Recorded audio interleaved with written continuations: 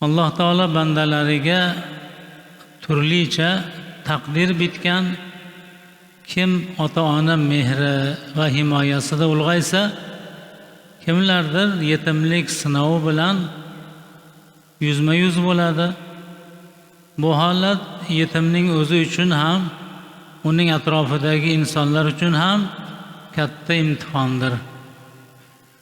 Shu masalani naqadar muhim ekanini Qur'oni Karimning o'zi ham ko'rsatadi. Zero Qur'oni Karimning 20 dan ortiq o'rnida yetimlar haqida so'z boradi. Ularning haqlarini asrash va ularga mehr ko'rsatishga buyuradi.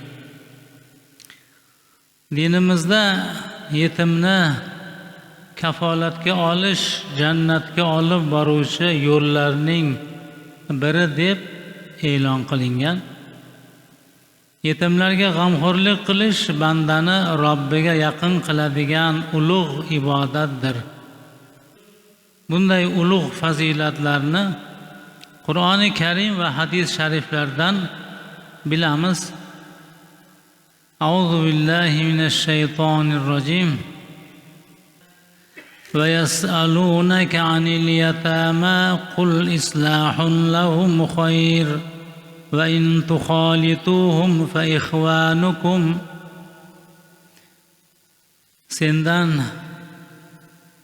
yetimlar to'g'risida so'rarlar. Aytgin, ularni isloh qilish yaxshidir. Agar mollaringizga ularni mollarini qo'shib yuborsangiz, zarari yo'q. Zero ular bamisoli o'z birodarlaringizdir.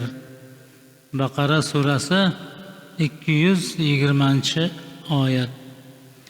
Demak, yetimlarga yordam berish va ularni mollarini ko'paytirish maqsadida yetimni kafillikka va himoyaga olish Alloh taolaning nazdida yaxshi amaldir.